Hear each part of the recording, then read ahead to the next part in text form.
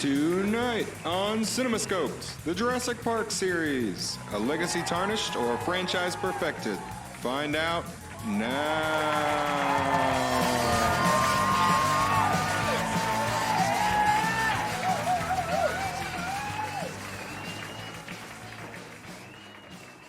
All right. Welcome to episode 2 of CinemaScope'd.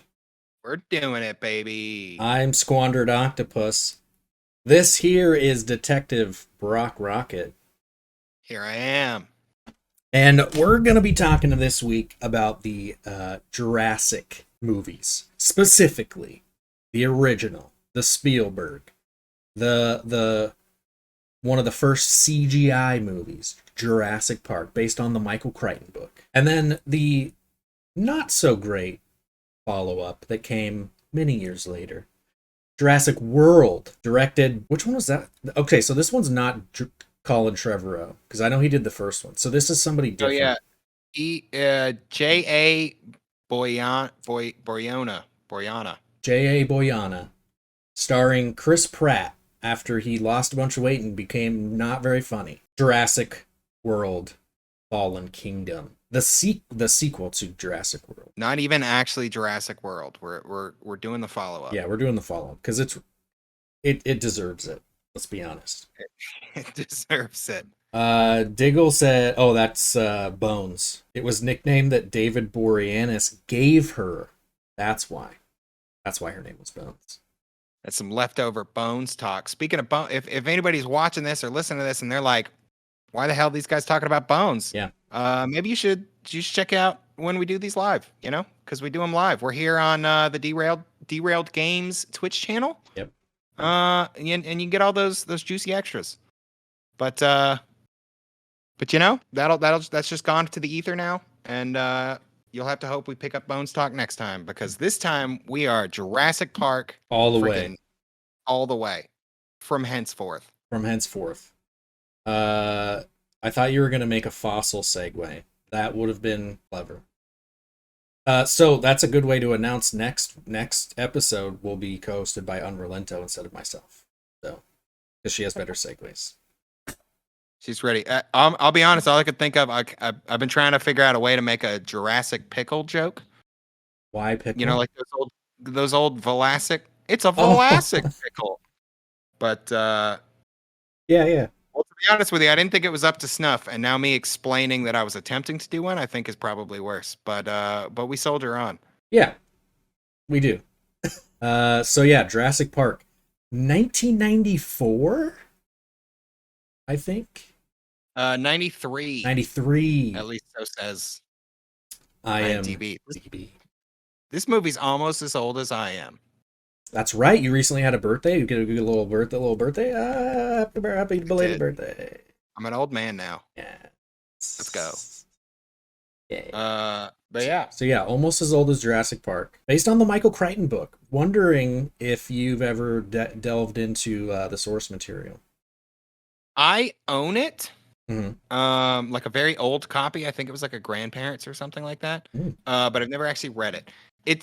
It looks like a manageable book. I should read it. Yeah. But like I don't, reading's kind of for nerds. For sure. And like I'm a cool guy, so I just haven't delved into it. As the resident nerd, I'll give you a brief analysis of the book. It's very sciencey. Michael Crichton, I believe, had a background in some sort of anthropological science or some sort of science. So he actually put a lot of the head meat into writing Jurassic Park, of like, if this did happen, this is how it would probably, So that's really neat, and it's something that the book goes into a lot more of. Like, as you're reading it, you're like, damn, I think I believe that you brought dinosaurs back and have a park. Like, I totally get it. But I don't. But he explains it in a layman's scientific way, which is really cool. And I think the movie does a pretty good job making you feel that it's real as well. Yeah, that's really interesting to bring up, because that is one of the things I was thinking about while watching the movie. I guess I guess. Well, I don't know. Should we jump? Should we just jump into the movie itself? I think so. I'm gonna play the. We're gonna do the good first. So we're gonna do Jurassic Park first, and so here we go. I'm gonna do the good. Good. Jurassic Park. Jurassic Park. Because you gotta start with Jurassic Park. Yeah. What? So you said you rewatched this for this. Is this a movie you've seen often? So I rewatched Jurassic World to get the full context that's of right, Jurassic World Fallen Order or Fallen Kingdom. Right. But yeah, so Jurassic Park, I did rewatch, but I have seen Jurassic Park so many times. It was a staple of my upbringing. Yeah. See, I felt, especially compared to the last one of these we did, I felt super prepared and like hip to everything because I've actually seen this. My grandmother loved this movie, so I used to watch it a bunch at her place. Okay. But that being said, I probably hadn't seen it since I was a kid hanging out there. I don't know. I was little probably the last time I saw it. Young enough to where I remember this being like kind of a scary movie. Mm-hmm. You know, Yeah. like, especially the little the flappy dinosaur that spits at like Newman. poison and stuff. Yeah. Did not that. Oh, that always scared me. Sam Jackson's fucking nub of an arm, like horror stuff. Like there's genuine horror elements of this movie, which I feel like it get forgot a lot of. Well, obviously, as we'll get into with Jurassic World Fallen Kingdom, there's a lot about this movie and its legacy and its impact and what it did right that is completely lost on the people who want to continue the franchise.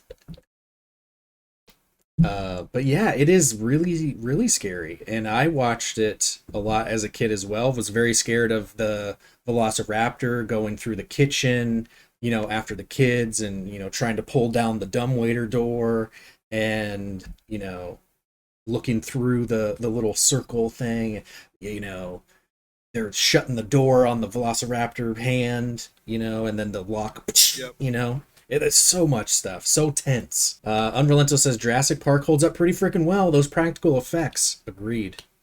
Yeah, fantastic.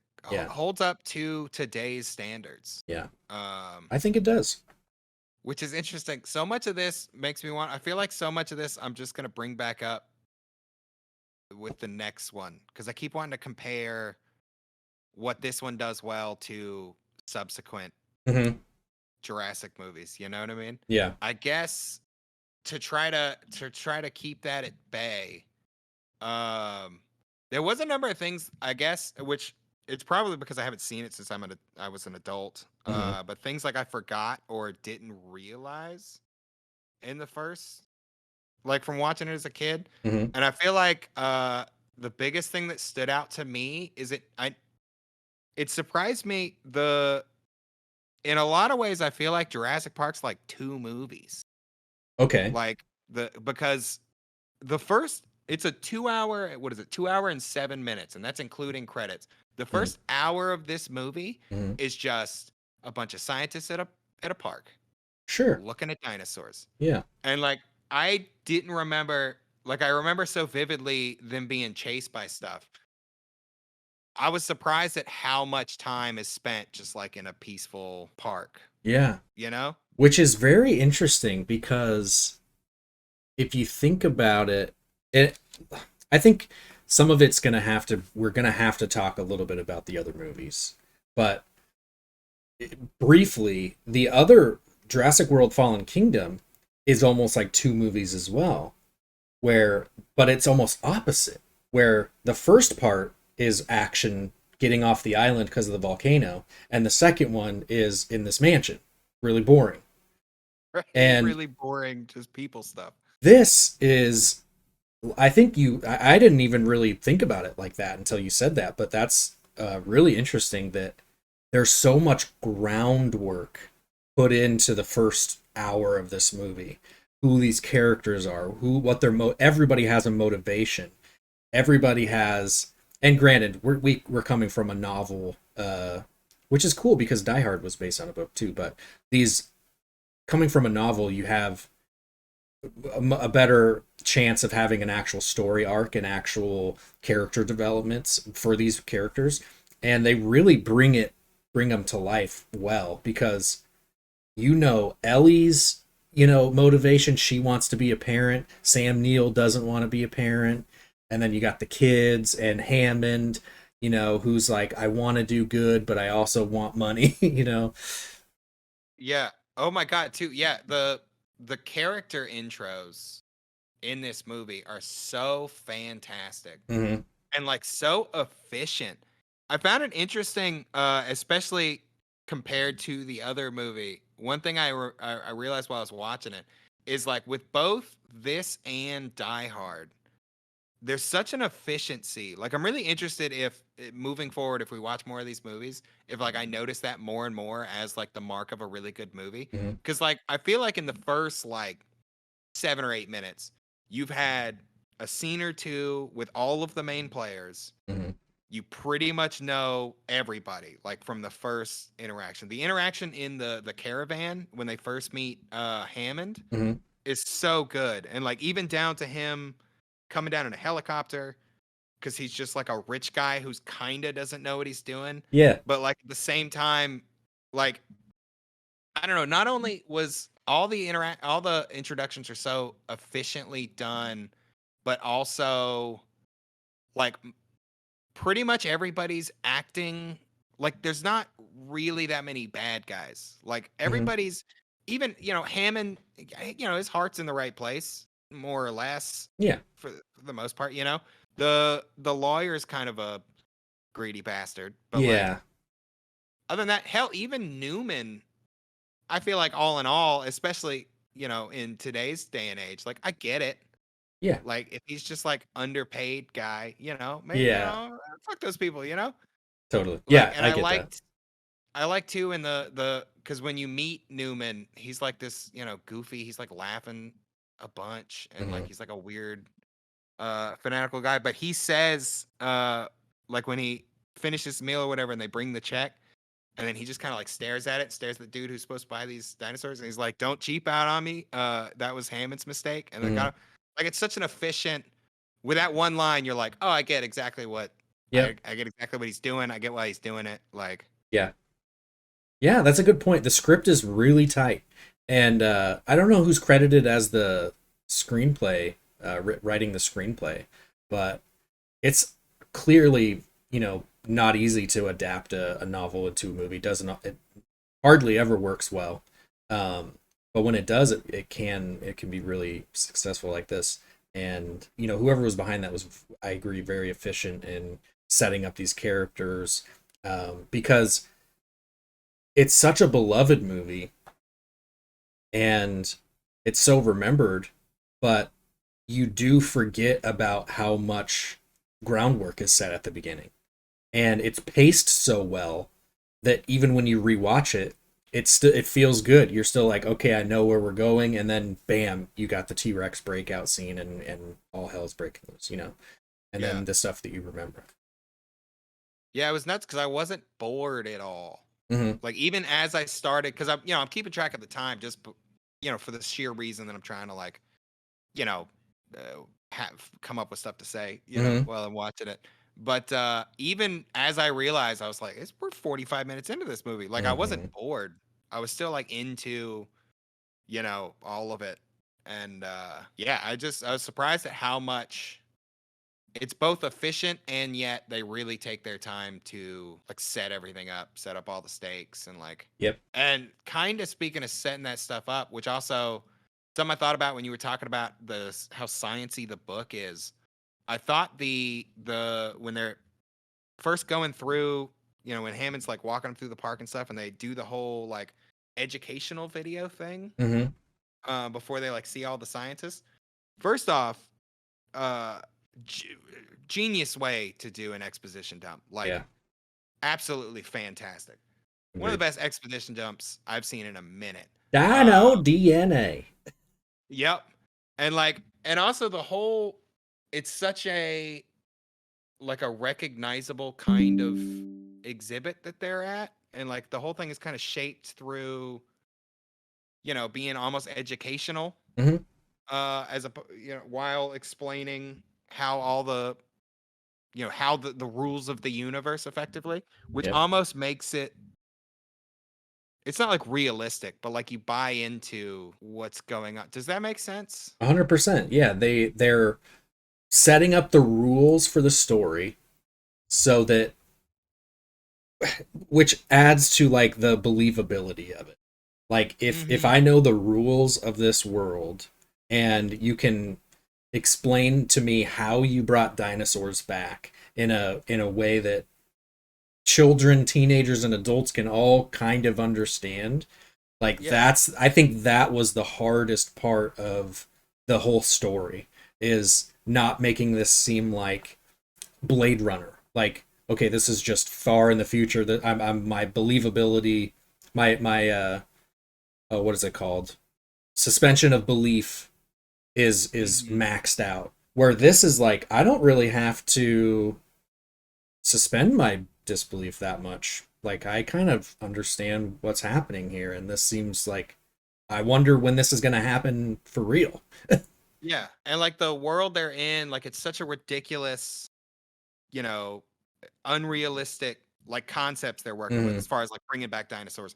But it's that way for all the people in the world, like all the, Sam Neill and like all of them are like, you brought, none of them know that they're bringing back dinosaurs. And then right. they explain, the logic behind how they're bringing back dinosaurs in the same way they would explain that in, like you, if that was real, you could teach a kid how to do this Yep. at the park. Like, I don't know, it's just such a well done explanation for how everything's going. Agreed. You got the Like, it wasn't mosquito. annoying. Like, It wasn't annoying at all. It was actually really appealing. Guano wants us to know that Newman's name is Dennis, but oh, Dennis, he's Newman. it's Newman. I'll be honest. Aside from Hammond and Malcolm, I can't remember any of these people's names. Okay. I don't know the kids' names. I know, okay, Malcolm, Ian, Hammond, John Hammond, I think. Laura Dern is Ellie Kemper? No, that's an actress. Ellie? No, yeah. It's Ellie something. Uh Uh, yeah, Dr. Grant is Sam Neill. because it's Grant and Sadler. Yeah, yeah, Ellie Sadler. Sadler? Ellie Sadler. Ellie Yeah, you nailed Sadler. it. Okay, so with our powers combined, we've got the We names. got it. Uh, Dinosaur. Yeah, Dino DNA. Yeah, the mosquito biting the elephant or the dinosaur and then getting trapped in the tree sap. All concepts I understand. Cool. Dinosaurs are in yep. this world. And then you got the scientist who, hatches them, and you're like, yeah, they're all female. So they can't breed, or I'm like, that makes all my questions are being answered, Yep. you know? Yeah, because while you're being like, I don't know, this all seems really dumb, and they're like, Mhm. no, that's okay. We have to make them all. Yep. So Yep. They're all bred and they're all female, so they can't do that. They can't mate.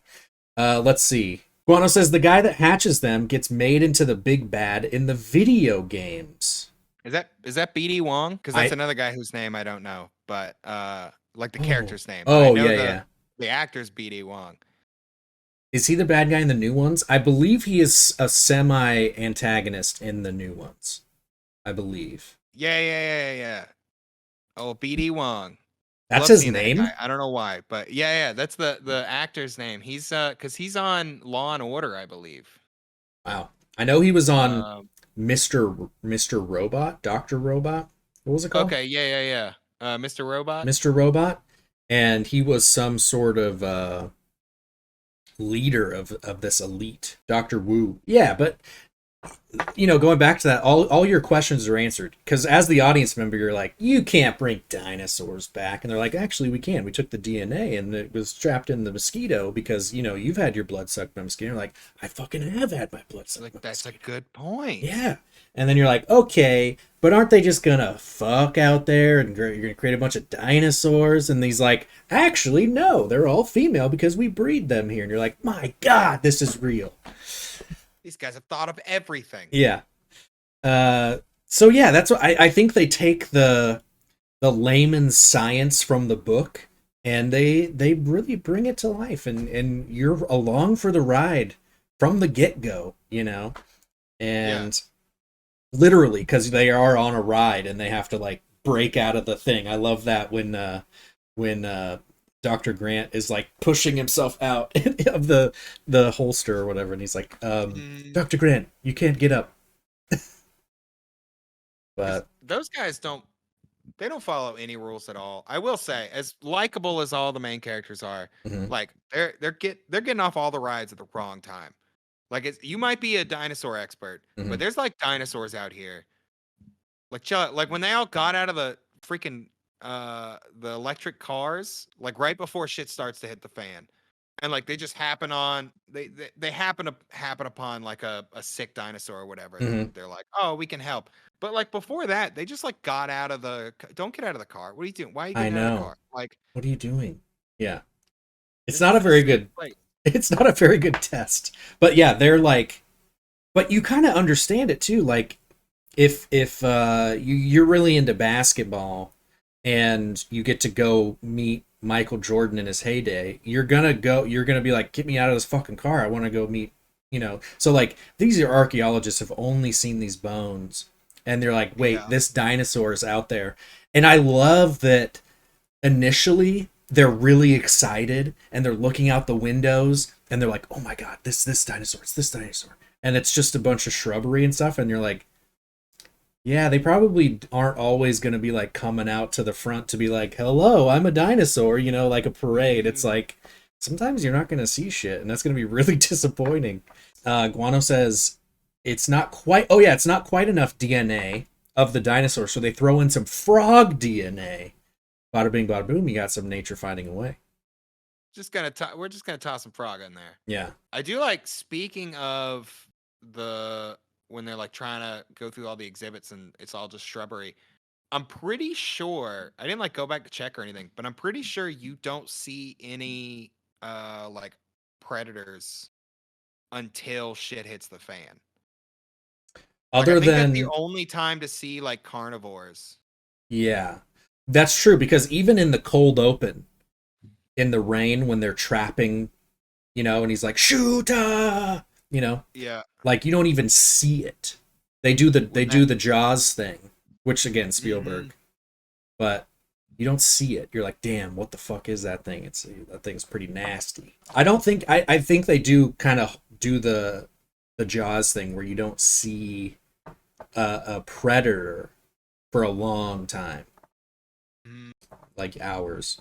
Shoota, dude, I love that. I love that. His tiny shorts, man. I do have to say it's a bit distracting watching that now. Kind of a suffering from your own success sort of thing. But given that like all the branding for this movie is just based on Jurassic Park, so you see, Jurassic Park, shirts and like I associate that logo with the movie Jurassic Park. And then you open up on a very tense scene and there's like a bunch of really serious looking dudes with like rifles with hard hats that just have the Jurassic Park logo. You know what I mean? It'd be like, Yeah. it's like if stormtroopers had like the Star Wars logo like on their chests. Like it was just the tiniest bit distracting. Yeah, I can definitely see that. The branding and the theme parkness really shows through there. Guano wants to name something Muldoon now, which I think is that guy's name. I was about to say, is that the game warden? Even when they do the demo of feeding the raptor the goat, or something. Remember, it like lowers it down and then it pulls it It, back like up. lowers the cow in. The Yeah. cow, yeah. The one scene where the T-Rex eye is right next to the girl. Oh my gosh, yeah. Incredible. Yeah, that whole sequence, because that too. Speaking of when they're feeding the raptors, the sound in this movie was so like the sound design. I forgot how good it was. Like the raptors in like the beginning of that scene Mhm. sound nuts. Mhm. But then also, yeah, especially because like you get it's just like this nice park bit, and then it starts raining, and then all hell breaks loose. And that's when, the T-Rex gets out and all that kind of shit. But that whole sequence, like the sound's fantastic, like the T-Rex sounds great, looks great, all, animatronic or whatever. And then like the way the fence snaps and stuff, and like that whole sequence has no music in it. So it's just like silence and mayhem noises when the dinosaur starts doing shit. Yep. And like it really is so tense. Yeah, it's so tense. The thing that I thought was really kind of silly, the only thing is that they knew that there was a storm coming and still planned this around it, which I think they talk about it because like they need the approval from the lawyers first, and he just wants to get it going. So like, yeah, there's a big tsunami coming, but like whatever. We got to get this done. But that obviously plays a huge part in the story cuz Newman is trying to the whole plot is basically Newman trying to take the DNA and sell it. That's like the main B plot, other than like, hey, we made dinosaurs. But the dinosaurs escape, and it's really so storm comes. They're rolling around on their intro trip, and they get to the T-Rex cage, and everything shuts down. Power outage. So now they're stuck. And oh wait, don't they help the Triceratops too at one point? Yeah, because they all hop out, because that's how Laura Dern gets separated. Right. Because she's staying with the Triceratops to like help it or whatever. Yeah. Because it's sick. It ate some bad plants that aren't actually part of its ecosystem. Yeah. Bad move, Hammond. Really bad. But yeah, so the I think the most iconic scene, maybe. Do you think this is more iconic, or is the cup with the ripples going through it more iconic? See, the cup bit is what I remember most. Me too. Like, because with frankly, a lot of that might have been the fact that like when I watched it, I was too young and stupid to like really get the gravity of like why that shot's so cool. Mhm. And like my dad loved it, so like he like kind of walked me through it, I guess. Mhm. But yeah, that's the one I feel like sticks with me. Me too. Which, in kind of an unrelated side note, because I don't know if it was like intentional or anything, but it is fun to just before that when Malcolm is explaining to Laura Dern like the whole concept of chaos or whatever. Oh yeah. He like picks up the water. He says something briefly, just like throwing it away, about how the water should be still, despite the fairly still, despite the fact that they're like bumping around the car. And I don't know if that was like thrown in as like foreshadowing, or if somebody was like, I don't know. I just noticed it watching it, and I was like, that might be neat. And then I wrote it down. That's definitely foreshadowing. That's super smart. I love that. I didn't notice that. I'm always infatuated with the chaos scene because it's so sensual. And I remember feeling like funny when I watched that as a kid. I was like, I don't know what's happening between these two adults, but I'm getting a funny feeling and I don't know what it is. Yeah. And then as you watch it as an adult and you're like, damn, dude, he's fucking hitting on her so hard. And she's kind of buying it too. I would be so pissed if I was Sam Neill. I do like how like Malcolm has like all the makings to just be a like kind of a pretentious asshole. Mhm. But then he's like not really. Like Yeah. even like he is clearly hitting on Laura Dern. Mhm. But then he brings it up after when she's like, gone to help the Triceratops or whatever, Mhm. and like puts together that they're married and is immediately like, ah, shit. Yeah. Like, Yeah. sorry, man. Like Yeah. he's not being a jerk about it. Yeah. Like, I'm Jeff Goldblum. What do you want? What do you want me to do? I'm sorry. Guano says, I always loved Sam Neill explaining to the kid in the beginning how velociraptors would eat him. Oh, yeah, with the hook. Yep. Yeah, his little nail. Is Sam Neill always a bad guy except for Jurassic Park? And only think of 2 other ones. And he's bad. He's a pretty good bad guy. But I don't know if he's ever been a different good guy.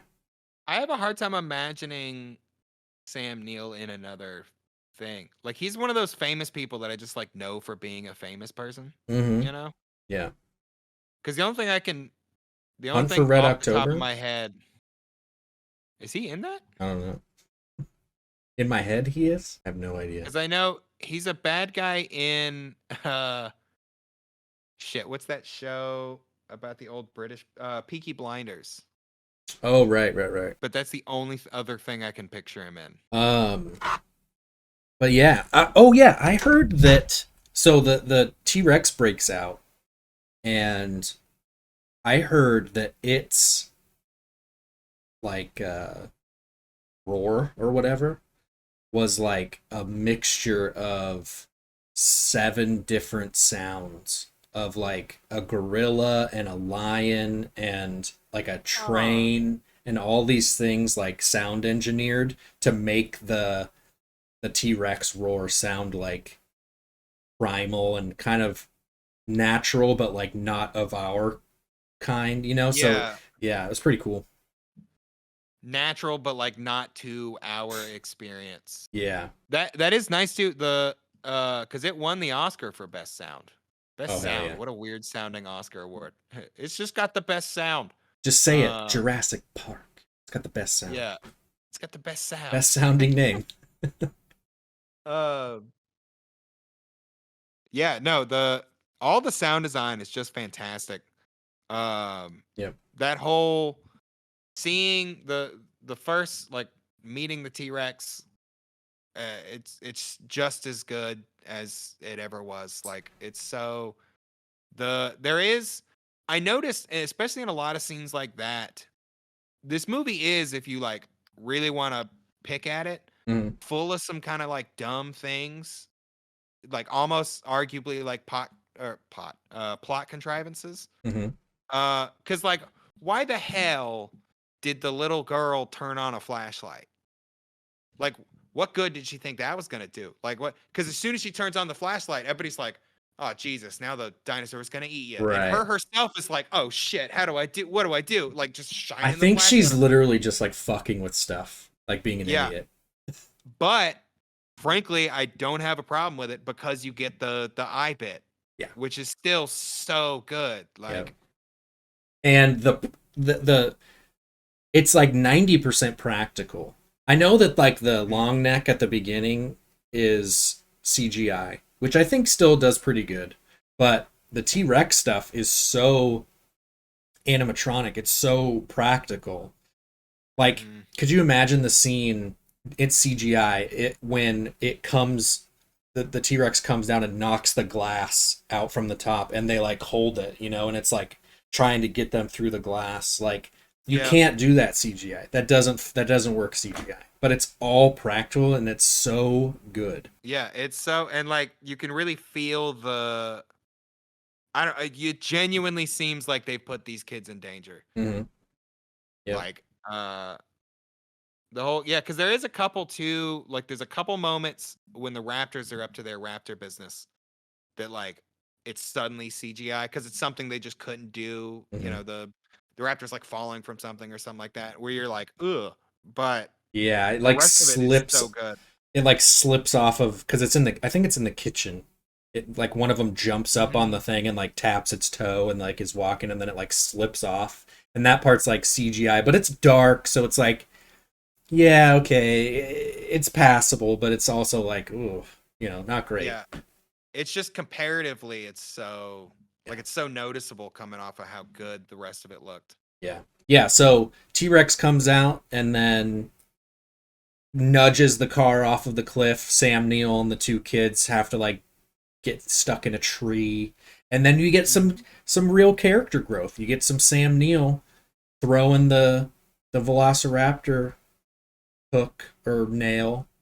Yep. Toe. When he just like drops that and hits the ground. And he's like, I look at, he looks at dinosaurs differently. He's starting to come around to the kids, and it's kind of beautiful. And you get to, get the nice scene or whatever on the tree. That is one nice thing, especially that scene shows too, that I think is, at least of the ones that I've seen, really lost in all the sequels, is that as much as like the dinosaurs are the scary thing people are running away from, there's also like, they're not like bad necessarily, they're just animals, and everybody has like a sense of awe around it. Like, obviously there's the one, the iconic bit when Sam Neill first sees the dinosaurs and he like stands up and like fumbles with his glasses and that whole bit.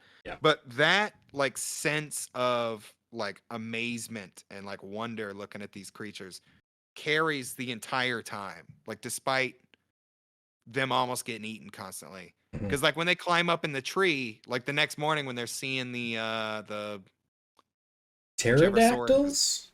Well, I kept right. I just called them long necks. Yeah. The tracheodon. I don't know.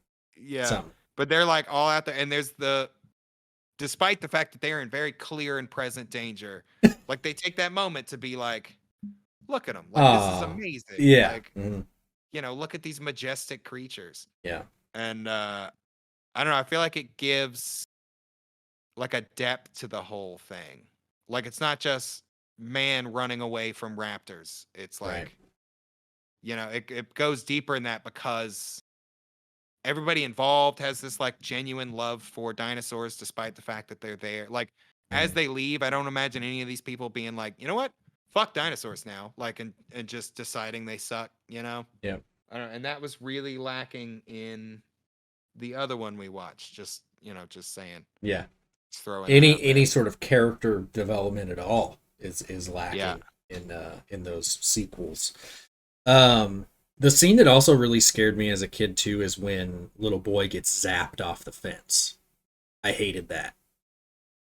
See, I had forgotten that that whole thing happened. Oh. And that was it's so nerve-wracking. So tense. And it all just kind of, because it all seems to just naturally fall into place that these people, these people are going to get zapped on a fence. And the whole like cutting back and forth between, Laura Dern trying to find, the breakers to turn the electricity back off. And then they're just like casually climbing. And like at one point they're cresting the top, and he's even like, take your time, like don't fall, Yeah. They're just like, they're not in a hurry. Nope. And then like all of that happens and they zap the kid off, and you're like, okay, the kid's finally dead. Because that kid spends this entire movie should be dead. Like, he multiple fell off. times. The T-Rex knocks the car off with him in it. Like, he's in the tree. Come on, you're dead. Like, he's already haggard, climbing up this like, okay, guys, we're gonna make it safe, right? And then they zap the summit. He like hits the ground, and you're like, oh, great, he's dead. And then they immediately cut back to Laura Dern, who's like, nice, I did it. And you're like, you don't even know that you killed a kid. And then she turned around and there's a fucking raptor. Like, it doesn't, there's like that moment of like, well, that sucks, but like there's calm. And then like the stupid raptor comes in and like tries to get him, and then you find Sam Jackson's arm, and like, I mean, literally could be responsible for many people our age's anxiety.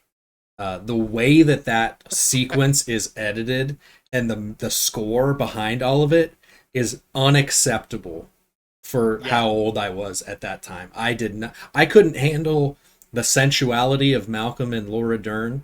I could not handle the anxiety of that. Like, you don't know you're going to kill that kid. And then she zaps him, bro. I can't believe it. And then she did. That's Yeah. the thing too. Like the kid doesn't, you know, Make you'd it. figure he'd like get off, and as soon as he like let go, she'd be like, bam, Yeah. and turn it on. But like, nope, she kills the kid. Nope. Well, it And you're like, doesn't. I mean, he's alive. Jesus, yeah. Thank God. Spoilers, they bring him back. But, Yeah. hold Hold on to your butts. That's a good one. That's a good line. on to your butts. Hold on to your butts.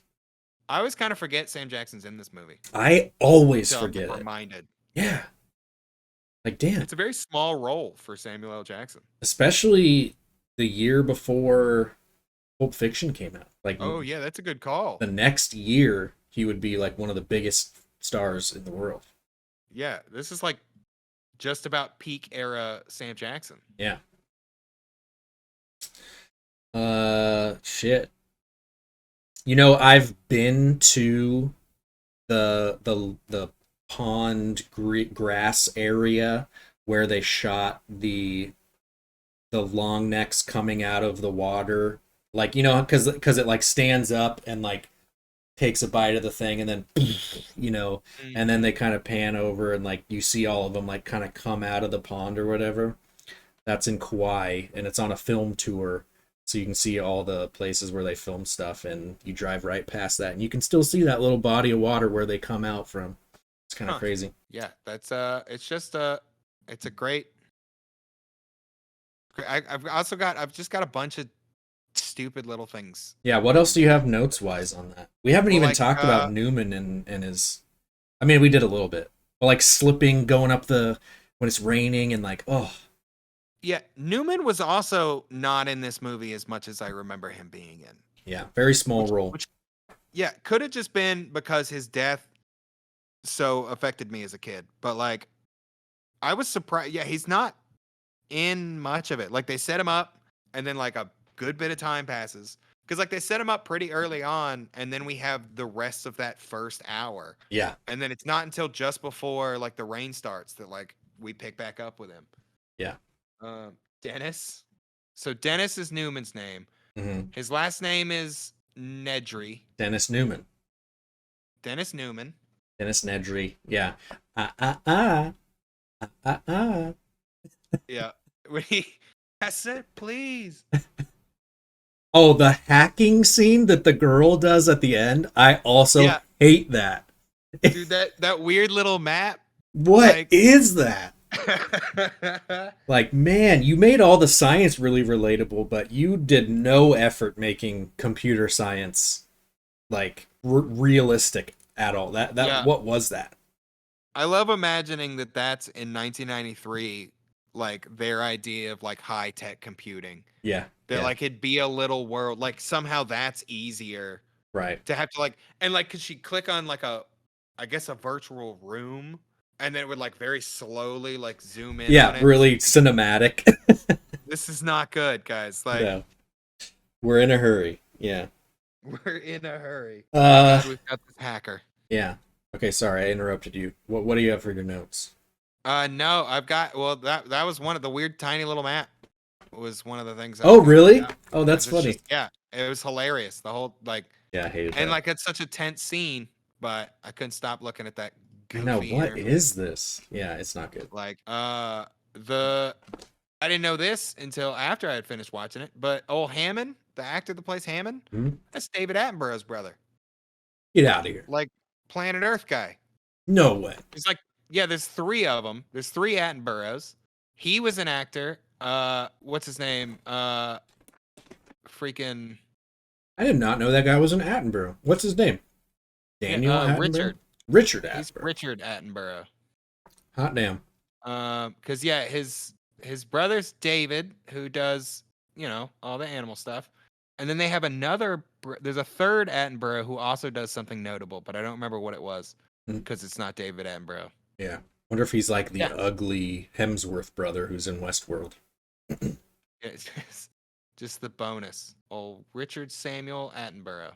The bonus Attenborough. Should we give a final ranking for Jurassic Park? Yeah, I'll yes, I forget. Do we rank these? Not a ranking, but is it as good as it's made out to be? Yeah. Is it as good as people say it is? should it be held on such a high pedestal as it is? You know, this might be a controversial take, but yeah, no, yeah. Hot This is a great take. movie. Yeah, hot take. I really like Jurassic Park. Yeah. Oximus Prime wants an official ranking system. Do you think Official- so right now we have Die Hard, Jurassic Park, Die Hard, Oh, that's interesting. Yeah. or wait, no, Cop Out Wow. and Jurassic World Fallen Kingdom. Well, at least because we can't put it among Fallen Kingdom yet, right? Not yet.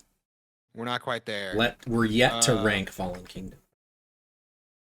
See, I don't know. This is the problem with ranking systems, though, right? Like, because I don't know. Because I really enjoyed Die Hard, right? Mhm. I thought it was really good. Mhm. Actually, the more I think about it, I think Die Hard might. If we're putting them in like a tier list Mhm. or like a 1 through 3, I guess at this point, Jurassic Park's probably got to be my number 2. Die Hard number 1. Yeah, I think Jurassic Park might be a better movie, but the fact that the T-Rex shows up at the end out of nowhere and eats those raptors, Oh yeah. it's kind of like, what did he sneak up on him? How'd he get in the building? There wasn't a big hole. Like, we've spent a collective like 15 minutes talking about how, like, drawing attention to how tremendous the sheer footsteps of a T-Rex is. It shakes water all over the place. You hear it from way off. And then they just like turn around and like boom, all of a sudden there's a T-Rex here eating the damn raptors. So for that alone being the only blemish, I thought I would have to put Die Hard above it. Wow. Okay. Because Die Hard doesn't have a surprise. Even though when it turns around and roars, the flyer comes down saying like, It's such a dope shot. Yeah. Yeah. When dinosaurs ruled the earth. Yeah. It is. See, that's the thing. I should have a problem with it showing up. I don't, though, like while I'm watching it, because it is just so sick. There is a battle. There's a battle going on. They can't, there's a lot going on. Maybe they can't hear it. It's a good call. They got some big ass doorways in that atrium. that is a good point. That's true, actually. I didn't figure out how how did it get in there. Yeah. Okay. I'm with you. Guano has a great point. Deus Ex Machina. That's why. Yeah. But I don't hate it. Just like you, I don't hate it. But you like Die Hard more. I think I like Jurassic Park more. I think Jurassic Park. Well, okay. Well, I enjoy Jurassic Park more. See, this is my. I don't rank things well. I don't like the system. Because also I think objectively Jurassic Park's probably a better movie, right? Like, there's a reason it's like a classic. Like, especially to be like on the scale it's on. It's. Okay. Rotten Tomatoes, Jurassic Park. Jurassic Park has a Rotten Tomatoes score of 92%. And Die Hard, Rotten Tomatoes, 94%. Wow. So yeah, Die Hard Rotten Tomatoes score is better. I do have to say though, for some reason that makes me more like, now I'm leaning even more heavily back towards Jurassic Park being better, because what's the 8%? Who are the assholes who are watching Jurassic Park and not giving it at least a like kind of positive rating? You know what I mean? Yeah. Because like that's effectively what that means, is that like 8% of the people didn't give it above like a 5 out of 10. What? Who are the? I don't know. I don't know how you could watch this movie and not. I can understand watching this movie and being like, it's not the greatest thing ever made, but like, how could you not give it at least a positive? Like, yeah. Okay, I think Ox has given us new curriculum. So, out of 10 scopes, how many CinemaScope'd do we give Jurassic Park? Well, okay, off the top of your head, do you have like, can you imagine like a 10? Like a movie that would be a 10? Yeah. Like what? Like, give me an example. A What's 10 so a Schmidt 10, like a yeah a me yeah 10 is like yeah. I'm gonna base my scale off of your scale. There Will Be Blood. Like that's a 10. Okay. I'll give Jurassic. Personally, I would give it an 8. Jurassic Park. 8. I would give it 8 scopes. That feels intelligently conservative. Agreed. I was gonna also give it 8 scopes. Yeah, And actually I was gonna give Die Hard 8 scopes too. I think that they're both really good. I would agree with that. They're both very good. Yeah. There's a reason why people say that these movies are great. There's just something that comes along with being a blockbuster action movie that takes those 2 points away. This isn't a filmmaker's film. This is a sit down and entertain yourself. For the like, it's an 8. Come on, I'm not going to justify my 8. Get out of here. I'm not going to justify my 8. Derail James. People like Philly's Finest is why that happens. Oh, Philly's Finest doesn't like Jurassic Park. Does he not like Jurassic Park? Probably not. What's his reasoning? He's a naysayer. He's a naysayer. Yeah. Oh, People like something, doesn't like it. It's like it's overrated. Yeah. Have you ever actually sat down and watched A New Hope? Like Star Wars from the very beginning was bad. Star Wars from the very beginning is bad. No, yeah, you know those guys? That's always my like go-to example. Yeah. Of like, no, the whole thing is cheesy and makes no sense. Mm-hmm. He only likes Scott Pilgrim. Ox gives Jurassic Park 8.5. I can't do halves. I get where you're coming from. Yeah, I would agree. Yeah, I'm gonna stay away. I'm gonna go with a 10-point scale. I can't really do a 20-point scale. That's too much. Half scores. I mean, IGN, when they rated video games for the last like 20 years, had a 100-point scale. They would go 1.1 all the way to 10. So you'd get games that were like, this is a 9.7, but this one is a 9.6. Like, what? How? At a certain point, what information are you giving us? Exactly. By having, like, nothing. This one's 100% like this is 1% better than the other game. Now that being said, I'm not saying that about half score, like halves. You can do your 8.5. I see where you're coming from there, but yeah, we'll stick with full scopes. Full scopes. Yeah. And if we continue with this, be prepared for me to just become inconsistent as hell, because I'm terrible at ranking. I forget what ranks I give people. We're gonna get a lot of 8s. A lot of 8s, yeah. If you go on IMDb, a lot of my favorite things, 7.3, 7.4, Yep. 7. Like everything's 7s. All right. So here we go. We're gonna go into our bad movie now. Oh yeah. With this little badness.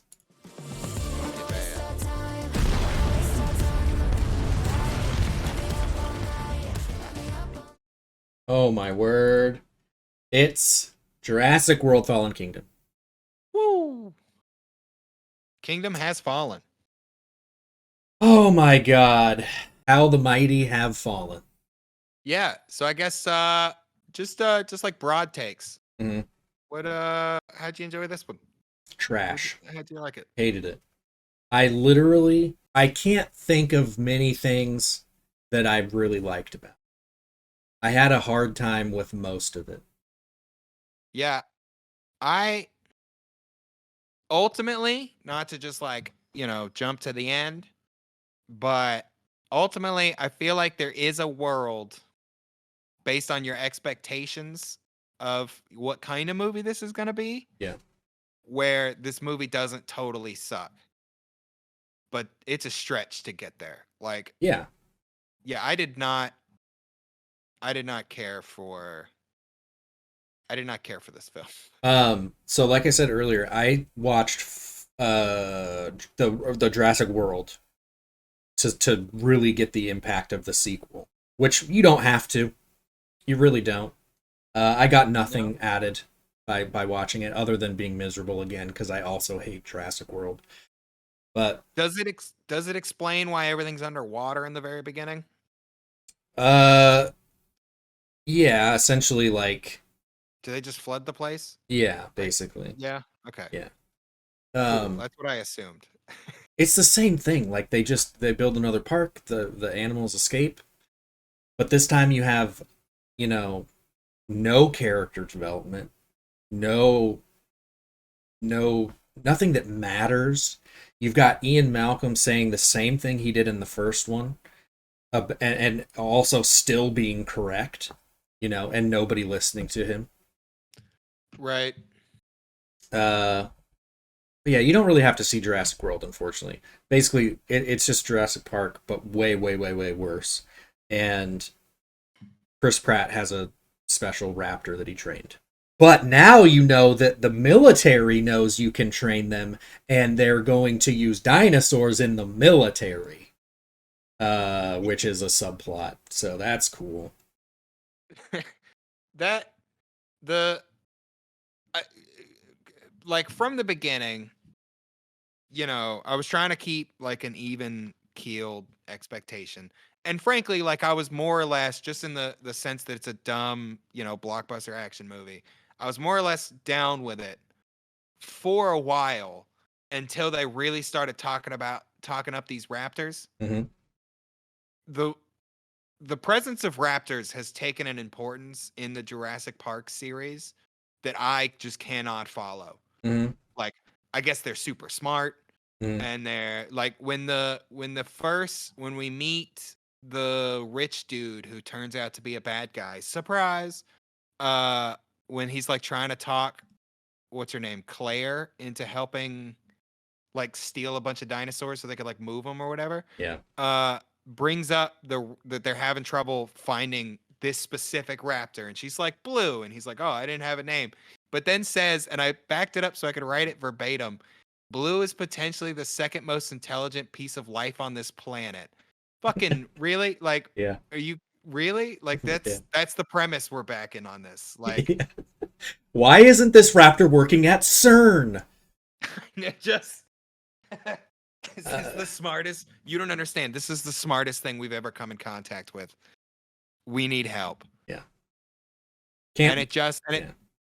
it throws shit out like that and just needs you to accept it, because if you don't accept it, it's only gonna get worse. Mm-hmm. Like, Yeah. So the first thing that I want to go back to is something I brought up in the Jurassic Park review, which is there's like two halves to these movies. First, Jurassic Park is laying a bunch of groundwork where there's not a lot of action, and then a very intense action based second half, and they both kind of complement each other. In this one, you have a very intense action based first half, and then a very slow, contained second half. They're almost like two completely different movies. yeah. And they do not complement each other, and it's very jarring actually, because so you basically have animal rights activists that are like, hey, yeah, all the dinosaurs broke out, but now a volcano is going to erupt and kill all those dinosaurs, and we need to save them. Not really. We don't really. Yeah, that doesn't feel like a good idea. It's not, Right? and that's basically what Ian Malcolm has come back to say is like, hey, you know, the world got rid of them in the first place, and we brought them back multiple times now, and it's trying to get rid of them again. So let's we need to let it. Yeah. Yeah. There was a problem. I tried to get over it for the sake of like being able to watch it without like trying to hate it. Mhm. But the fact that, especially coming from, I know I said when we did this last time that I learned the lesson to watch the bad one first, but I didn't. Once again, I didn't do it for this Me because I neither. was like, it's a series, so like I should Yeah. watch Jurassic Park and then see where it's gone. Mhm. But to go from Jurassic Park, where pretty early on the lesson, at least in the sense of like to the characters, is established to be it's a bad call. We shouldn't be making dinosaurs. We're all in agreement. Yeah. Let's not make dinosaurs. Like dinosaurs are cool. It's not the dinosaurs' fault, but like let's not make any more dinosaurs. And then to the whiplash to go from that to very clearly I'm supposed to be on Claire's team. Mhm. And she's like, no, we got to save these dinosaurs. And I'm like, no, this seems like a really convenient solution to Mhm. y'all's problem. Like, why are we still making dinosaurs? Right. You know? Right. Which is just a whole other issue I have just with Jurassic Park as a franchise. Like, right. Right. it should never. This is Jurassic Park's not a franchisable movie. I understand why they made sequels and now they keep shitting them out, but like, the very premise prevents the ability to have good Jurassic Park sequels. Like, Right. the but anyway, that's a whole other thing. The second Jurassic Park movie is based on the second Jurassic Park book. So even Crichton was like, we could sequel this. I have an idea for a sequel, So like it's the biggest suspension of disbelief for Jurassic Park is, should we? Like, okay, I believe you now that we can. I'm on board. You've dino DNA, I've seen your PowerPoint presentation. But then, you have the big dinner in Jurassic Park where they're talking, and it's about, should we? And Ian Malcolm is very much like, no. And he's right, because look what happened, right? He's always right. And yeah, like we did it again. They broke out. So the thing about this one, though, is that in Jurassic World, they specifically say, when we built this park on this island, we housed and grew the dinosaurs on a sister island right next door. And then when the Jurassic World park was done, we shipped them over. Okay, so now that the Jurassic World park is being doomed by a volcano and we must save these dinosaurs, why don't we just move them back? Move them back. Oh, Jesus Christ. And they completely ignore that because this is just a way to get them into the United States of America. They just need a movie where the dinosaurs come to the America. That's it. So they completely ignore that part of the Jurassic World.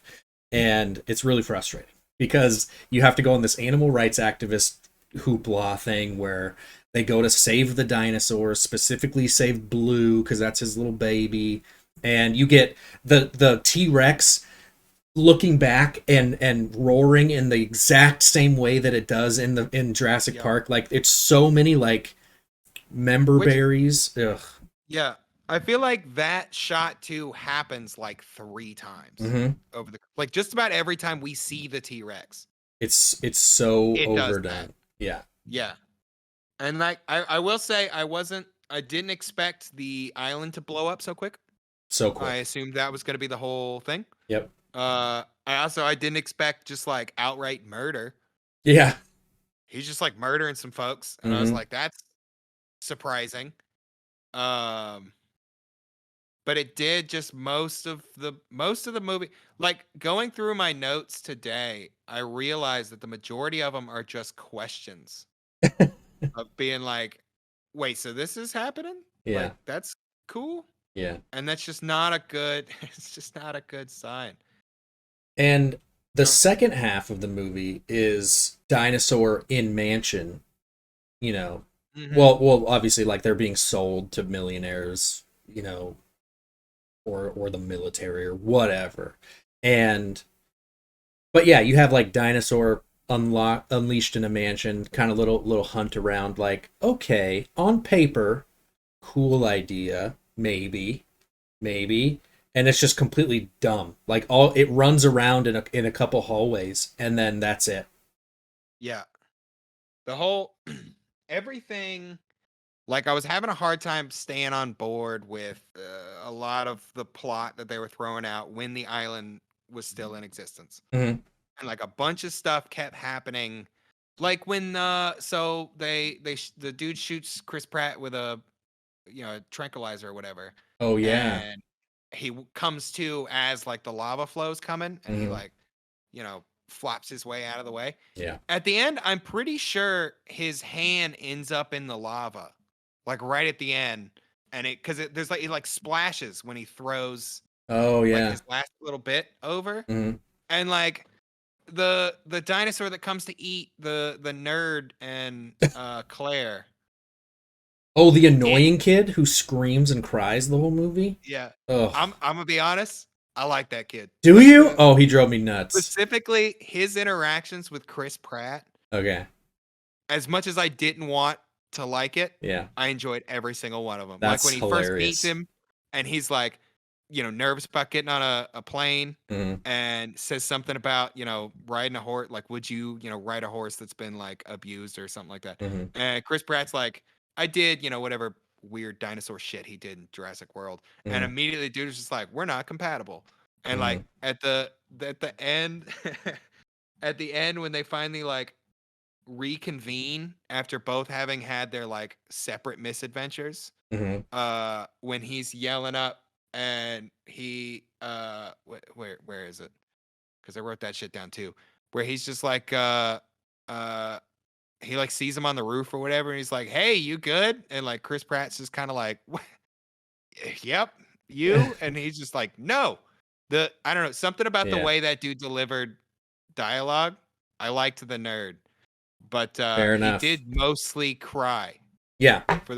Frankly, there's just a lot of screaming in this movie. A Just lot. in general. Yeah. Like they just scream a lot. I For can't a very imagine long time. what the screenplay looks like. Just a bunch of like Claire, nerd, Yep.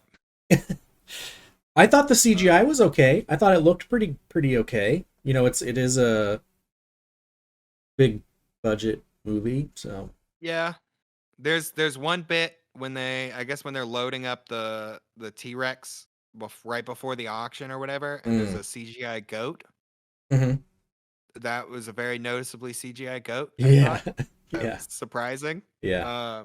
Which I guess, I mean, it's easier to CGI a goat, I guess, so that works. Yeah. But yeah, all in all, like it looked It's fine. cool. There was a lot of bits in this movie that, like, if you just took it to be a dumb, like, sci-fi monster movie, looked really cool. Like some of the Right. directing choices were like super neat. I thought the And there was directing was better than the script or the acting yeah, or it was kind of directed better than I remembered it. there was a couple shots specifically that were just really like interestingly put together. Like Mhm. especially I guess we'll get to it plot wise, but when the one whatever the weird new raptor is like climbing over to get into Oh yeah. that window, that like shot that like follows over him and then like over the side of the building and then like Yeah. turns to right itself, Mhm. that looked super cool. Right, yeah. Um, I totally agree with you. I'm glad you noticed that too, because I was like, am I crazy or is this not bad to look at? Like yeah, shot composition and camera moves and stuff. I was like, huh. I didn't remember this, but it's actually that was kind of interesting. And which is why I pointed out earlier that it's a different director, because Colin Trevorrow did One and this Dominion, but this guy is different. And I remember thinking like, okay, I didn't like Jurassic World very much, but they got a new director for the second one, so maybe he's gonna come in and breathe some life into this. And I was just horribly disappointed, but like visually, I think it's a lot better than the first yeah. one. He was really let down by the script, I Yeah. thought, which interestingly enough is co-written by Colin Trevorrow. Go Ah, figure. yeah. But Okay. because there's just a lot of It's a lot of. silly. It feels like a placeholder movie to get to whatever Dominion is, Mm, because a lot of it is just leading into something. Like you need the first half to say, okay, the dinosaurs are now off this island, but now why are they off this island? Okay, they're going to be auctioned for astronomically low value, like yep, $20 million for a dinosaur. Are you kidding me? that is lacking so much. Like And even the bad guys like looking at the numbers and being like, "Oh, hell yeah." Yeah. But yeah, these are dinosaurs. Yeah. Like, 20 and he million? even That's so the low. bad I wish I remembered the bad guy's name. What is the I'm going to call him just the rich guy. Yeah. You know, Yeah. the one that double crossed him. Yeah. Cuz he even when he's first talking to that Weasley looking dude that's always playing some kind of creepy Oh, bad guy, yeah. that like runs the auction. Yeah. Even when he's talking to him, he like lowballs how much they're gonna make off of this, Right. and like it's just, it felt a lot of it felt lazy. Like there were moments that I was into, Mhm.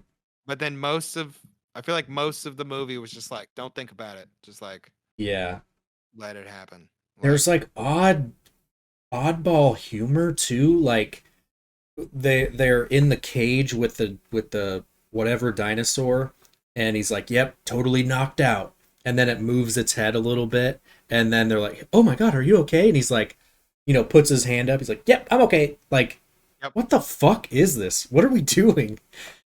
And like that whole, and that's like when the island, frankly, I think most of the decent, if there are any decent movies, like at least well put together bits of this movie, it all takes place on the island in the Yeah. first half. I Yeah. thought, but like even when all that shit's starting to hit the fan, and then Chris Pratt comes running out of the tree line, and he's like yelling "run," and they're like "what?" and he's like "run," and then just a stampede of dinosaurs come running after him. Mhm. I liked that moment at the time. Like it was kind of fun, Mhm. for a summer blockbustery kind of action movie. Yeah. But then proceeds to have, frankly, somewhat of a harrowing 5 minutes as like it's just a bunch of dinosaurs, like just playing, like the movie plays it like they're just like animals dying on a volcanic island. Like, Mhm. we're just like side by side with all that.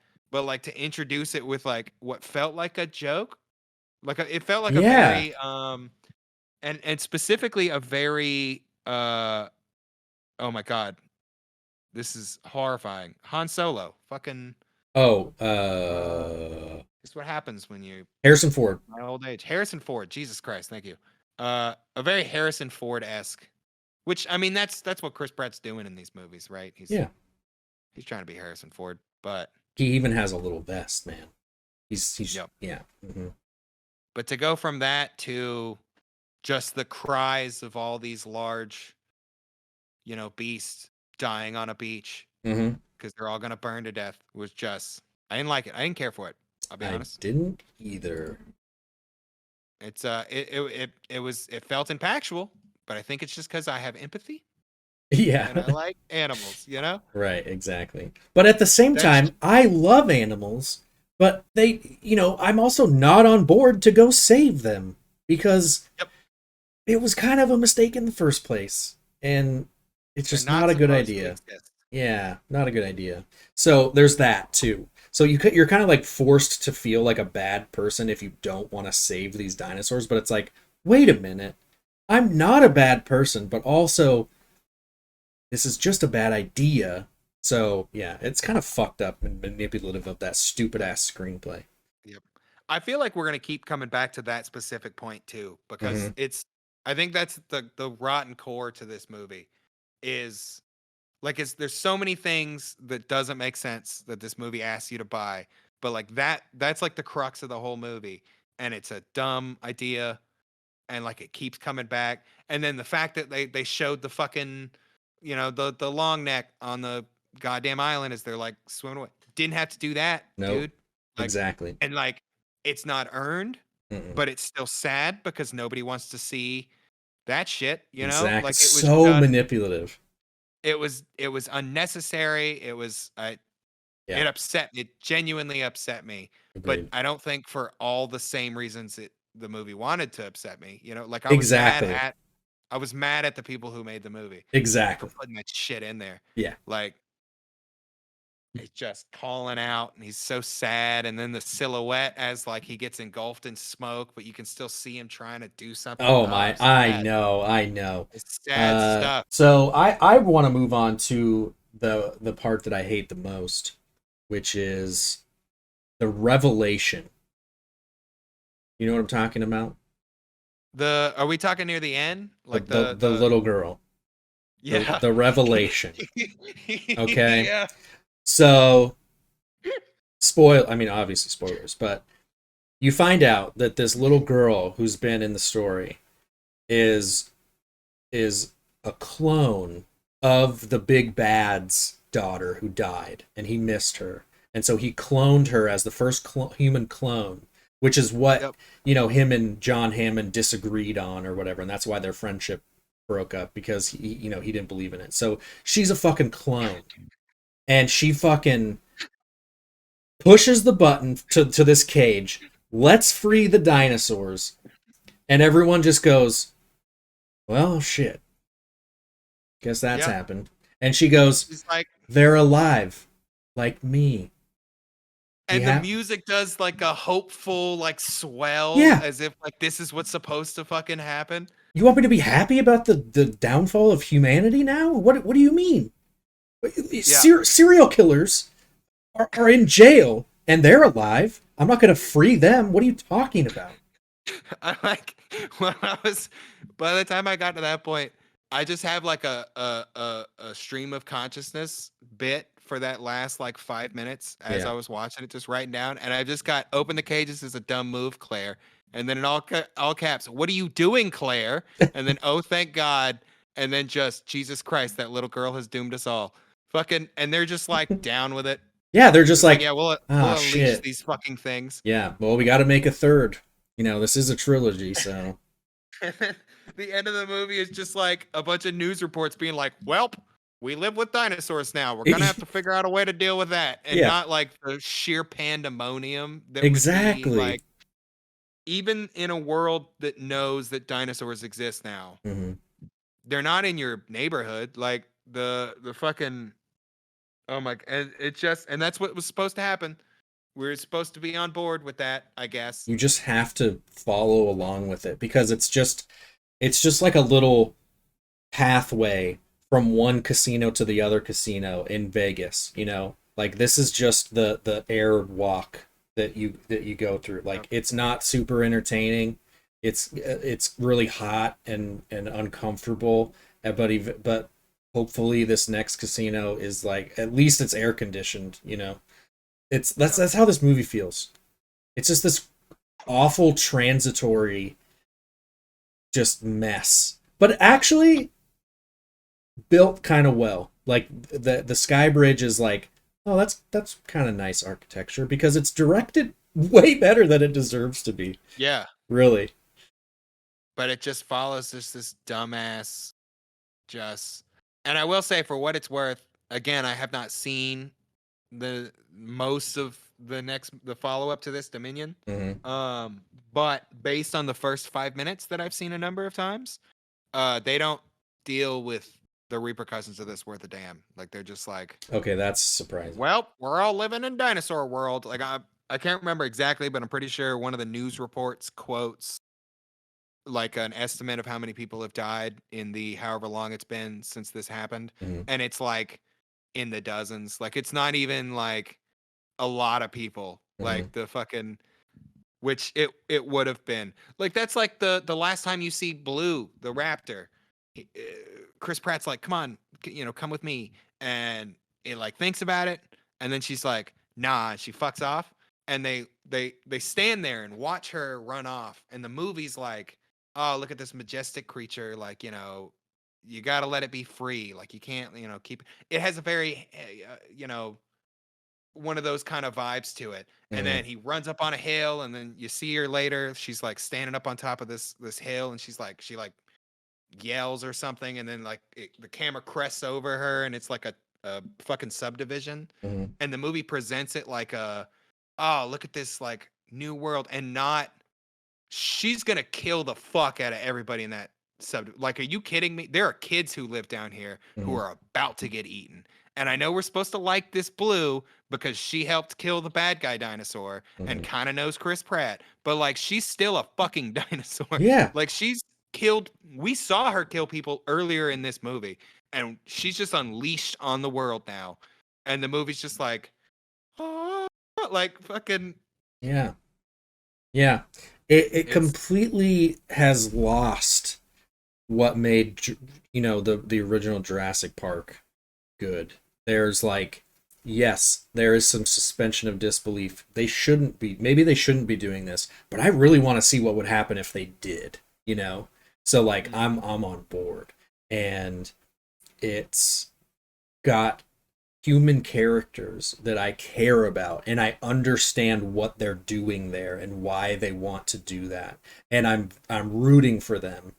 And in this one, I'm supposed to root for the clone girl who unleashes devastation on the world.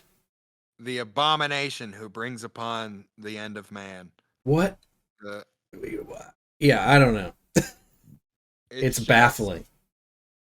It was a baffling like, ending to a movie that I was already like, man, this is not great. I'm glad we agreed on this, that it was well directed, because Yeah. the more you talked about how it was let down in the script, I'm becoming like upset at the screenwriters of this, because yeah, it's got stuff like that. It's also, the script thinks it's really cute by throwing in a bunch of like unnecessary foreshadowing, like the Mhm. whole when you meet evil rich guy who's clearly going to be an evil rich guy. He said, she's like, oh, you're the head of this foundation or whatever, I guess, talking about, I don't know who this rich dude whose money he's spending is. Yeah. I assume he's a character from something, I don't know, but he says something about how he wanted somebody young and idealistic to spend all his money, and then as a joke he's like, I used to be both. Mhm. Which, is like, oh, how funny, because you're not young anymore, but he's also a bad guy now, so it's like the movie's like, huh, we were so clever setting that up. And Yeah. like, even when the caretaker or whatever is among the among the exhibits of fake dinosaurs in this house that she spends all her time in, and she's looking for the little clone girl and can't find her, and it's shot very suspenseful, and she's like, as if she's being hunted by something, Mhm. as if she's being hunted by a dinosaur, and then boom, oh, it's a little clone girl who's like scaring her because she's a little rascal. But also, like, I know for a fact the people who wrote this, when writing that, was like, because her and the dinosaurs are the same, you know what I mean? Like, they think that's some next level shit, Yeah, like, definitely. Yeah. and it just oozes with, when there was a point about 30, 40 minutes into it where I was like kind of wishing Malcolm would show up, Mhm. because I like Malcolm. He's a cool character. I've just been reminded of why he's dope, having watched Jurassic Park, and he's in like the opening sequence of this movie. Yeah. But then just like never comes back until the end. Technically, he's only in one scene. They just split it with a Exactly. movie in between. But even still, when you listen to him talk at that Congress hearing, it sounds like he's trying to be Malcolm way too hard. Like, I don't remember any specifics, but it just, everything, there's a period of this movie for the first like 20, 30 minutes where I feel like everybody talks as if whatever they're saying is profound, Yeah. and like almost speaking in like parables. Mhm. And like, every conversation ends with like two people throwing these like great lessons at each other or something. Yeah. And like, it's just not, number one, necessary. Right. But number two, it felt almost for a minute like it was replacing, like, I think part of the reason why Jurassic Park is such like this iconic, like, classic that, like, all full families. I saw it when I was, a little kid, Mhm. and like people are still showing, people watching this as a family and stuff, is because of the honest, there's something about like the wonder of all of the characters in it and the world that they're living in, and yeah, it makes it feel important, I feel Mhm. like. Yeah.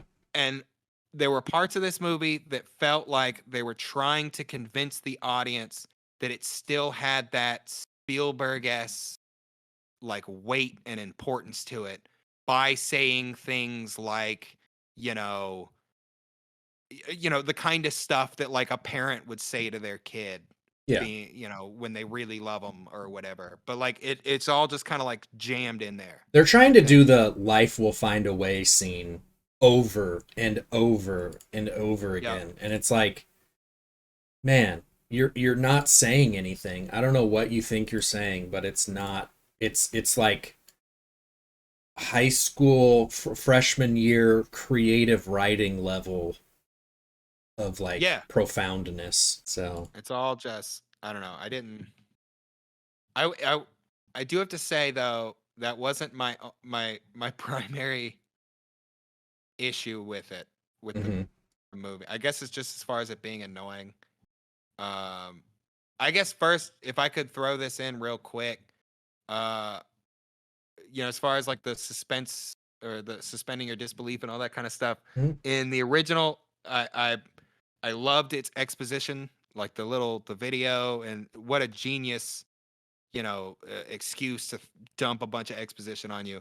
This movie was some of the sloppiest expo dumps I've ever seen, and especially compared to it, like I guess the first bit where it's just explaining what's going on with the world all happens over news clips, which that's an original approach. Yeah, to super just, cool. cut through a bunch of and it also lasts so long. Like the efficiency that we were talking about in Jurassic Park, Jurassic World Fallen Kingdom has none of. But I think the worst part was when the evil rich guy is first explaining his evil plan.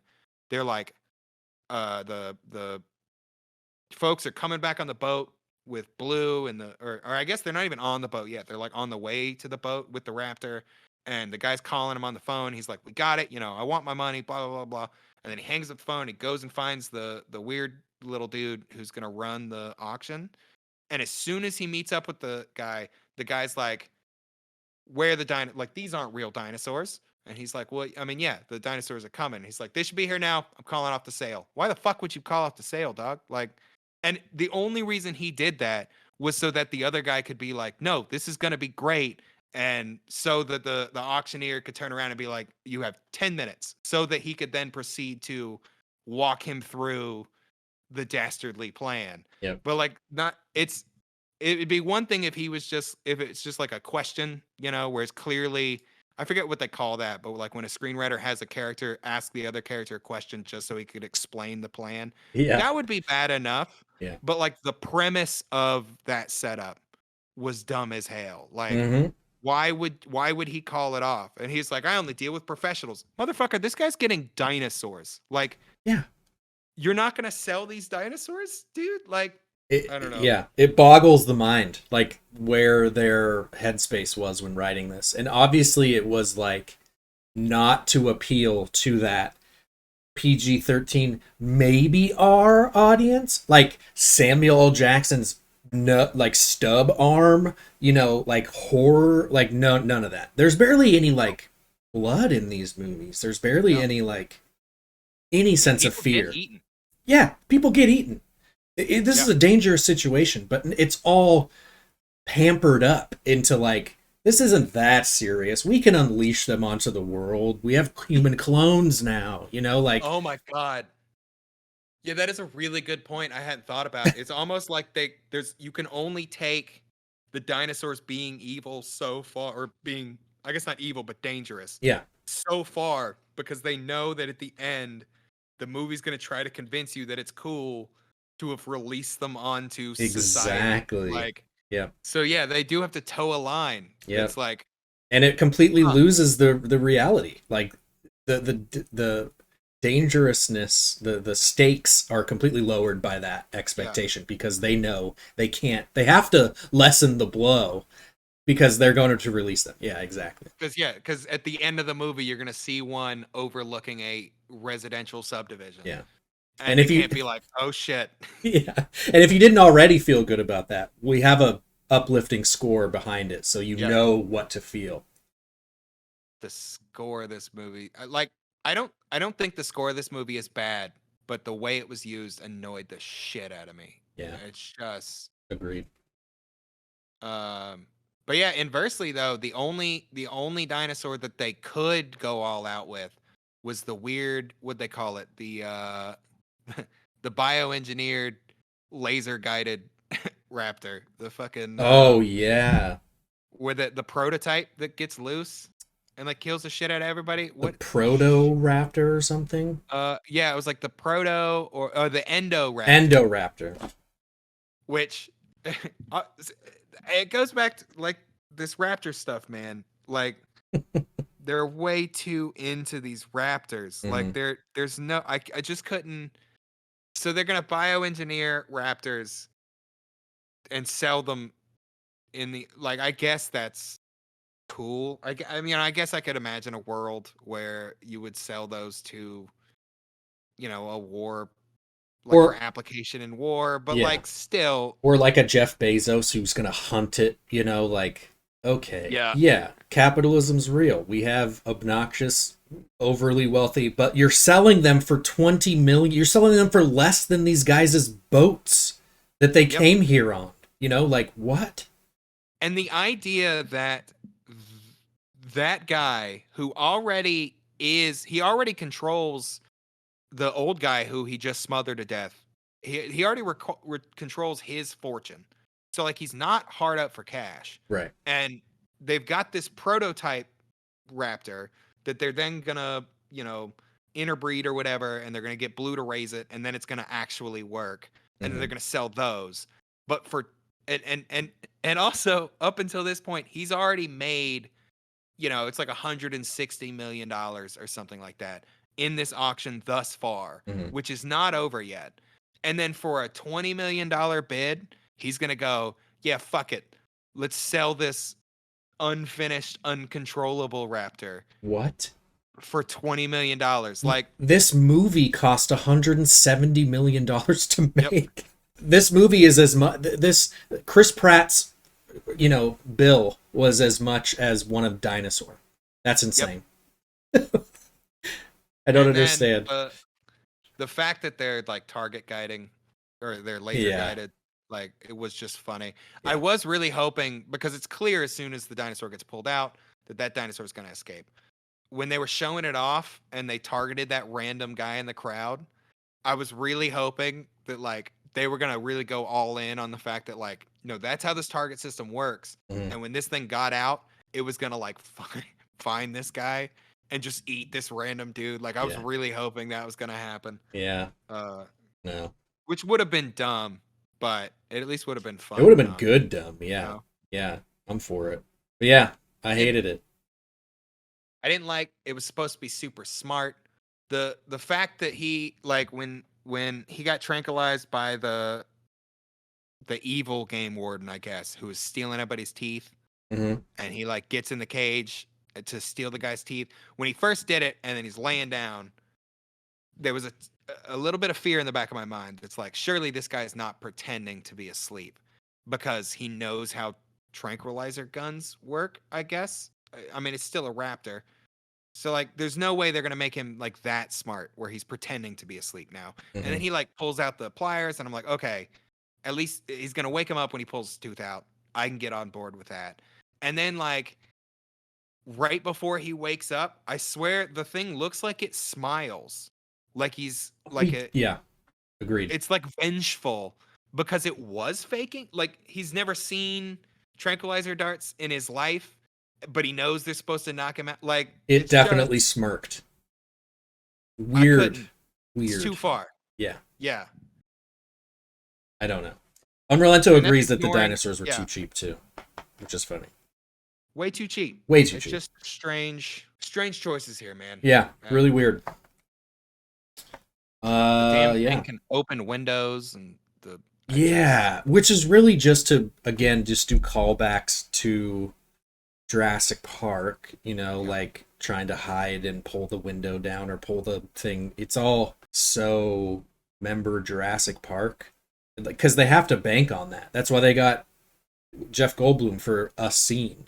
Is like this is your transitory. Yeah, this is my filler movie. Someone else is going to direct it, because apparently this is like Colin Trevorrow's like passion project or whatever from Jurassic 1 to 3 or World 1 to 3, and like someone else going to direct it. I don't know what's going to happen. We just need them to get up to the United States. Whatever you want to do is fine. There's a clone body or a I clone want a girl now. Jurassic World. Yep. Okay, I do have to respect that they gave Jeff Goldblum at the very end. He's like, "We are now living in a Jurassic World." Like, that's dumb as hell, but I was happy. You when have I to. saw it. Yeah, if they didn't do that, then it's like you're just I don't even know what like I can get on board with that. At least you're gonna bank on saying the title of the movie. Okay, fine. And looking right down the barrel of the camera. Yeah. I just Yeah. Oh god, you gotta respect it. Yep. You do, but you don't, because this movie sucks. Yeah. I do. I'm surprised we haven't even touched on the fact that the whole, like our heroes, the whole second half of the movie, our hero's entire plot rests upon the fact that somehow they're just sneaking around all these places that it makes no sense that they'd be able, like, to get off the island in the first place. Freaking Claire ramps the truck off of a flat plane into the boat, which isn't how that works, but fine, whatever. Like, I get it. And then nobody goes, "Who the fuck was that?" Like, nobody looks in the windshield to, like, nobody looks. Like, I didn't know they were hiding until, like, we saw them again, and they're, like, hiding in the back of the truck. And I'm like, wait a minute, are you supposed to be sneaking onto this boat? Yeah. Because then they proceed to make a shitload of noise when they're taking the blood out of the T-Rex and ignoring those lacks of logic, or the fact that the T-Rex doesn't open when it didn't wake up when you stabbed it with a needle, but when the guys shut the door, that woke it up for some reason. But it makes this like loud ass like yelling and doing all this shit, and they finally like barely escape, and then they have time to stand just out in the open behind the like trailer that the T-Rex is on, and nobody on that, like, there were so many people on the island getting onto those boats. Where the fuck are all these people now? Yeah. That they're able to just run around and not be detected. And like they jump into a truck. When they finally land, they like jump into a truck and they're just gonna drive off. And like surely somebody's assigned to that truck. Like somebody's supposed to come get that. Like the guy who's supposed to be driving that truck would have noticed that these random strangers are driving the truck. Yeah. And like that's the kind of thing I wouldn't normally get upset about. But I spent most of this movie being like, how on earth does nobody know they're there? And like they've got all this staff at the mansion where they have them locked up in the weird dinosaur dungeon basement. And there's no guards keeping an eye out. Like they escape from their cell and then proceed to just run around and nobody notices until they're back upstairs. Like I just don't understand how they're able to just run around. Yeah. What should be very crowded places. It doesn't make any sense. Make a lot of noise. They're straight up yelling at each other when they first show up and start to save Blue, the raptor. Right. When like the one doctor chick is like trying to save. They like are in a loud, audible argument, and nobody's gonna notice. Right. Philly's Finest. I've never seen this series, new or old, worth a watch. Well, yeah, we did. So we did Jurassic Park first, and we decided that it is very much worth the watch. It holds up. It holds up. This new series, though, Jurassic World, we haven't given our. Should we just go into our? Do we have anything to say about Jurassic World: Fallen Kingdom?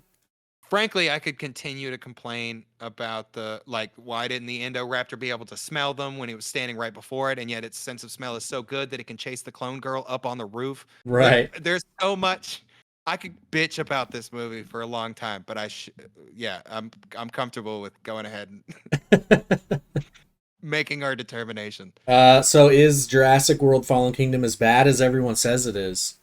Yes. Yeah, I don't know what you've heard from people about this movie, but I think it's worse.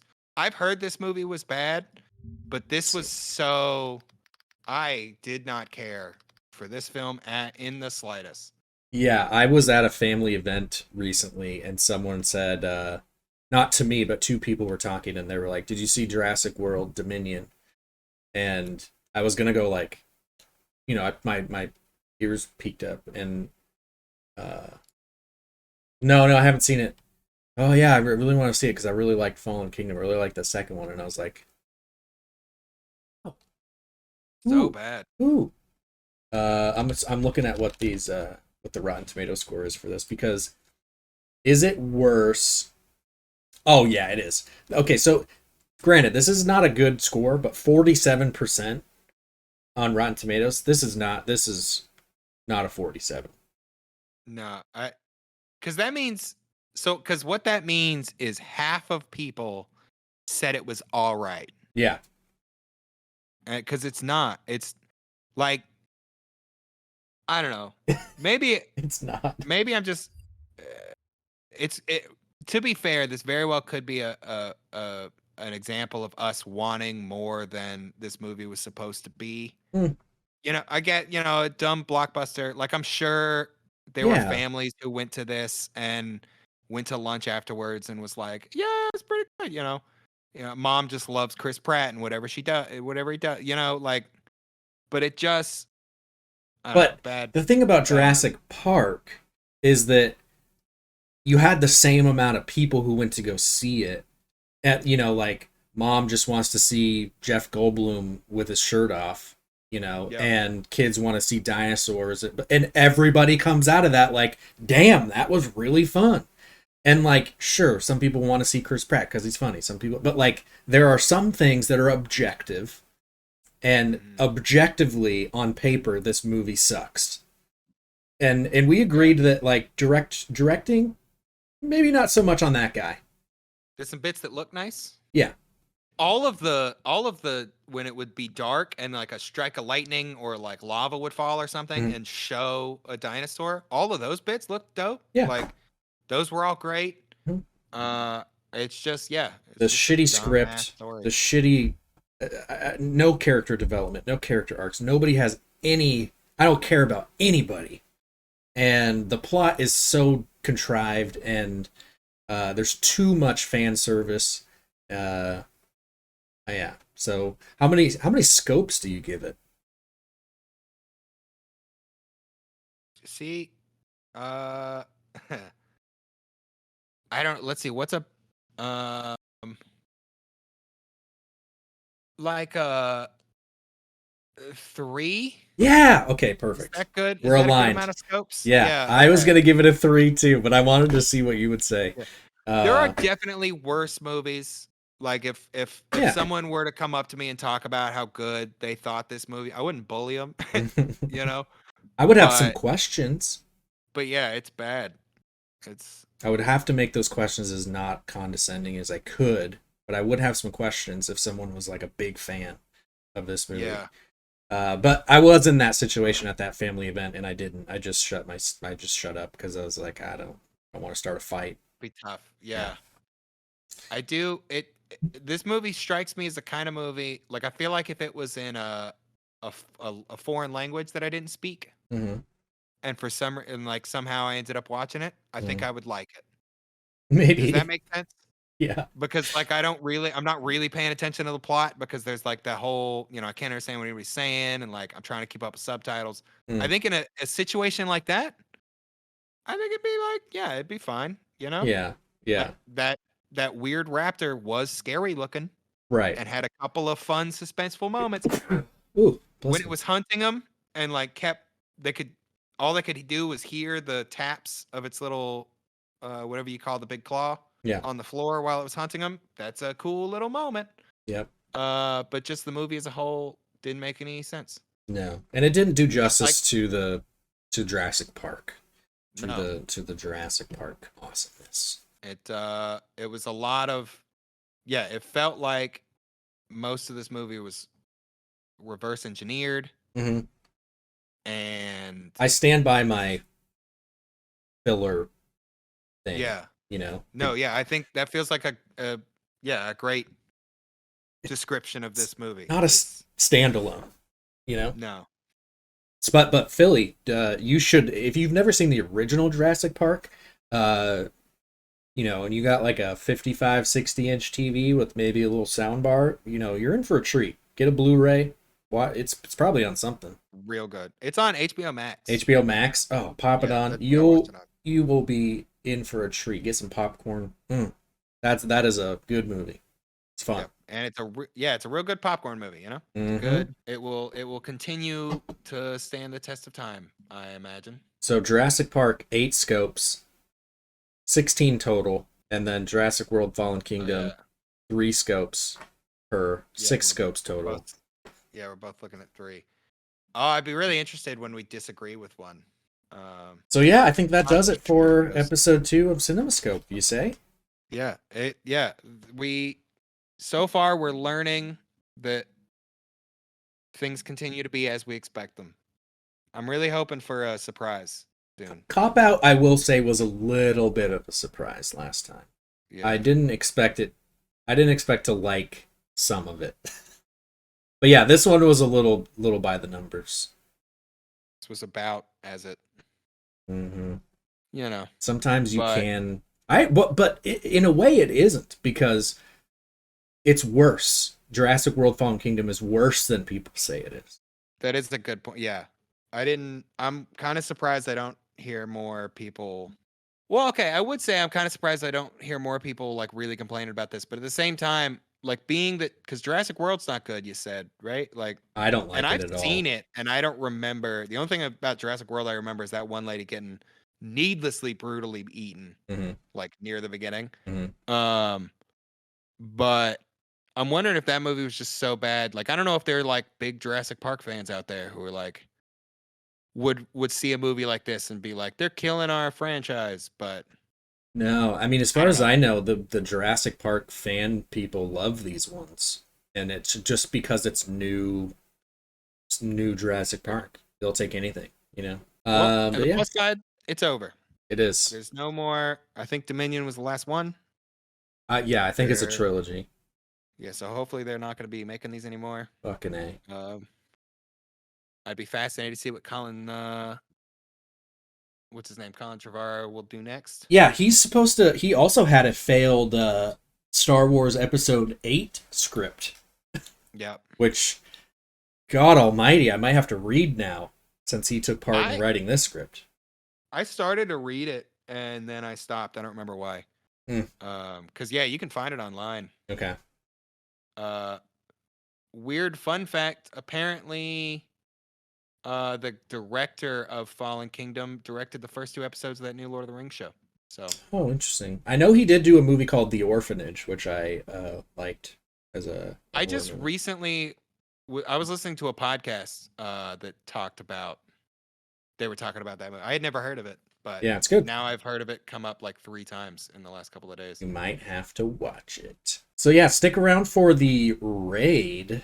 But for the I don't know if this is going up maybe later. We can do a little outro on YouTube's. Did first episode go up on YouTube? Yeah, it did. Okay. Yeah, it's up on YouTube. As will this one be, and as well as Apple Podcast and Spotify. Hell yeah! So you can get the audio. Yeah. So I've been Squandered Octopus. Yeah, I've been old Detective Brock Rocket. Catch us on Twitch. Follow us on Twitter to see where the next episode is going to be. Join our Discords to send us ideas of what you want the 2 movies to be. Really hope you enjoyed. I enjoyed doing it, and I want to keep doing it. So this is fun. Hopefully